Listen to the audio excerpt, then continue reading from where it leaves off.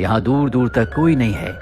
हैना के पिता कभी CIA एजेंट हुआ करते थे, इसीलिए वो बहुत सारी कलाओं में माहिर है और पिछले 13 सालों से वो सब कुछ अपनी बेटी को सिखा रहे हैं। यानी कि जब वो 2 साल की थी तब से हैना हैंड टू हैंड कॉम्बैट में माहिर है, उसका निशाना अचूक है। दरअसल आज से 13 साल पहले हैना के पिता को CIA यानी कि सेंट्रल इंटेलिजेंस एजेंसी के कुछ राज पता चल गए थे, जिसके बाद CIA उन्हें मारना चाहती थी, इसीलिए वो अपनी बेटी के साथ यहाँ इस भीड़ में आ गए। अब रात को हैना के पिता उसे म्यूजिक पढ़ा रहे होते हैं। हैना कहती है कि मैं म्यूजिक पढ़ना नहीं बल्कि म्यूजिक सुनना चाहती हूँ, मैं बाहर की दुनिया में जाना चाहती हूँ, लोगों के बीच रहना चाहती हूँ।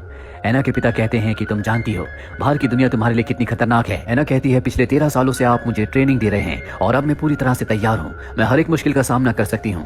ये सुनने के बाद उसके पिता बाहर जाते हैं और जमीन के अंदर से एक रेडियो बीकन निकालते हैं जो उन्होंने यहाँ पर कभी छुपा दिया था। उस रेडियो को वो हैना के पास लाते हैं और कहते हैं कि इसे ऑन करते ही CIA को हमारी लोकेशन का पता चल जाएगा, जिसके बाद वो यहाँ पर पहुंच जाएंगे। उनके साथ एजेंट मरीसा भी होगी जो कि हमारे लिए बहुत खतरनाक है। या तो तुम्हें उसे मारना होगा, नहीं तो वो हमें मार देगी। अब फैसला तुम्हारे ऊपर है, या तुम इसे ऑन करना चाहती हो। हैना रेडियो को ऑन कर देती है क्योंकि वो यहाँ से निकलना चाहती है और अब CIA को इनकी लोकेशन का पता चल जाता है। CIA एजेंट मरीसा को दिखाया जाता है जो अपने साथी ऑफिसर्स को हैना के पिता एरिक के बारे में बताती है कि वो एक बहुत ही अच्छा एजेंट है, उसके पास बहुत सारे CIA के राज हैं और अब जल्दी तुम्हें उसे पकड़ कर यहाँ पर लाना होगा। CIA की एक टीम इन्हें पकड़ने के लिए निकल पड़ती है। वहीं हमें हैना के पिता एरिक को दिखाया जाता है जो हैना से कहते हैं कि हम बर्लिन में मिलेंगे और ये कहकर वो उस जगह से निकल जाते हैं। अब CIA की टीम उस जगह पहुंच जाती है जहाँ पर हैना है। 2 CIA एजेंट उसे पकड़ने अंदर जाते हैं, लेकिन हैना उन दोनों का खात्मा कर देती है, जिसके बाद हैना को पकड़ लिया जाता है और अब हैना को CIA के हेडक्वार्टर लाया जाता है, जहाँ पर उससे सवाल जवाब करने के लिए एक ऑफिसर आता है। लेकिन हैना कहती है कि मैं सिर्फ मरीसा से बात करूंगी। इसके बाद मरीसा उसके पास आती है। हैना उससे कई सारे सवाल पूछती है ये कंफर्म करने के लिए कि ये मरीसा है या कोई और, लेकिन वो हैना के सारे सवालों के सही जवाब दे देती है। दरअसल ये मरीसा नहीं है, बल्कि मरीसा बाहर कंट्रोल रूम में होती है और वो हेडफोन्स के जरिए अपनी डुप्लीकेट को, जो इस वक्त हैना के सामने है, सभी सवालों के जवाब बता रही होती है। हैना को जब उसके सभी सवालों के जवाब मिल जाते हैं तो उसे कंफर्म हो जाता है कि यही मरीसा है, जिसके बाद वो उसके गले लगकर उसकी गोद में बैठ जाती है।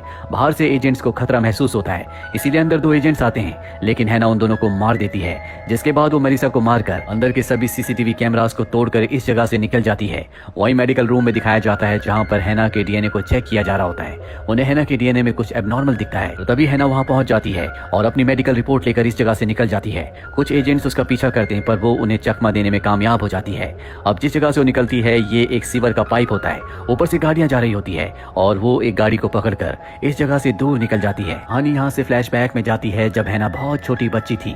वो अपने पिता एरिक और अपनी मॉम के साथ कार से कहीं जा रही थी, तभी उनकी कार के सामने मरीसा आ गई, जिसने उनकी कार पर गोलियां चलाई। इसमें हैना की मॉम की मृत्यु हो गई। हैना के पिता एरिक उसे लेकर जंगलों की तरफ भाग गए और तब से ही मरीसा उसे ढूंढ रही है क्योंकि वो इन दोनों को भी खत्म करना चाहती है। वहीं प्रेजेंट में दिखाया जाता है कि हैना इस वक्त मोरक्को में है। दूर दूर तक भीड़ है, वो लगातार आगे बढ़ती चली जाती है जहाँ पर वो देखती है कि कुछ लोग नहा रहे हैं। वो उनके कपड़े चुरा कर पहन लेती है और एक होटल में जाती है, पर उसके पास पैसे नहीं है। और जब होटल का मालिक देखता है कि हैना इनकी लोकल लैंग्वेज को बोल सकती है तो वो हैना को रहने की जगह दे देता है। हैना को यहाँ पर एक बच्ची मिलती है जिसका नाम सोफी है।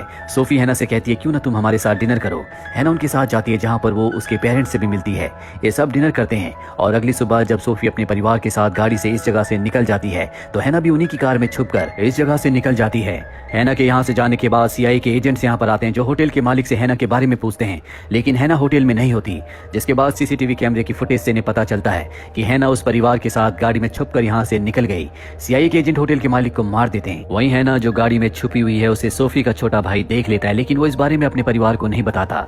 अब ये परिवार रास्ते में एक मोटेल पर रुकते हैं। हैना को प्यास लगी होती है, इसीलिए वो स्विमिंग पूल में पानी पीने जाती है, पर वहाँ पर सोफी उसे देख लेती है और कहती है कि तुम्हें छुपने की जरूरत नहीं है, तुम हमारे साथ चल सकती हो। हैना उसकी बात मान जाती है। यहाँ पर हैना को एक लड़का भी मिलता है जिससे उसकी दोस्ती हो जाती है, पर जब वो हैना के करीब आने की कोशिश करता है तो हैना उसे पटक कर जमीन पर गिरा देती है। वहीं दूसरी तरफ हमें CIA एजेंट मेरिसा को दिखाया जाता है जो हैना की ग्रैंड मदर के पास पहुंच जाती है।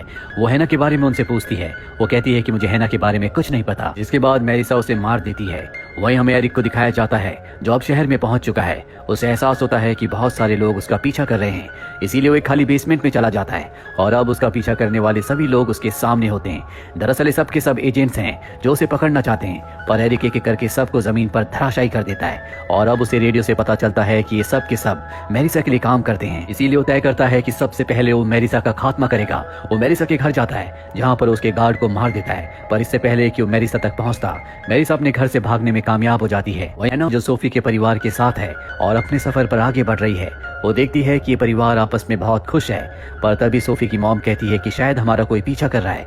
हैना को पता है कि ये लोग कौन है, इसीलिए सोफी से कहती है कि चाहे कुछ भी हो जाए मेरे पीछे मत आना, और गाड़ी से उतरकर भाग जाती है। इसके बाद मेरिसा के लोग उसका पीछा करते हैं। एक जगह बहुत सारे कंटेनर्स होते हैं जहाँ पर आकर हैना छुप जाती है, पर अब यहाँ पर सभी एजेंट्स आ चुके हैं जो उसे ढूंढ रहे होते हैं। वो एक एक करके सबको मारना शुरू कर देती है, और तभी वो देखती है कि उसके सामने सोफी खड़ी है जिसने उसे देख लिया होता है। हैना को इस तरह से लड़ते हुए देखकर वो हैना से डर जाती है और इस जगह से भाग जाती है। हैना का एक एजेंट पीछा करना शुरू कर देता है और वो अपनी जान बचाने के लिए पानी में कूद जाती है, और अब जो ये एजेंट्स होते हैं ये सोफी और उसके परिवार को पकड़ लेते हैं। जिसके बाद मेरिसा यहाँ पर आती है और वो इस परिवार से पूछताछ करना शुरू कर देती है। सोफी का छोटा भाई उसे बता देता है कि हैना अपने पिता से मिलने के लिए बर्लिन जा रही है। वही हैना को दिखाया जाता है जो एक शिप पर बैठकर बर्लिन पहुंच जाती है जहां उसे अपने पिता से मिलना है। उसकी लोकेशन एक पार्क होती है जिसके अंदर एक शॉप है। हैना उस जगह पहुंच जाती है जहां पर उसे एक मैजिशियन मिलता है जो उसे बताता है कि मुझे पता था कि तुम यहाँ पर आओगी। इसके बाद वो हैना को एक एनवलप देता है जिसके अंदर पासपोर्ट और एक लेटर होता है।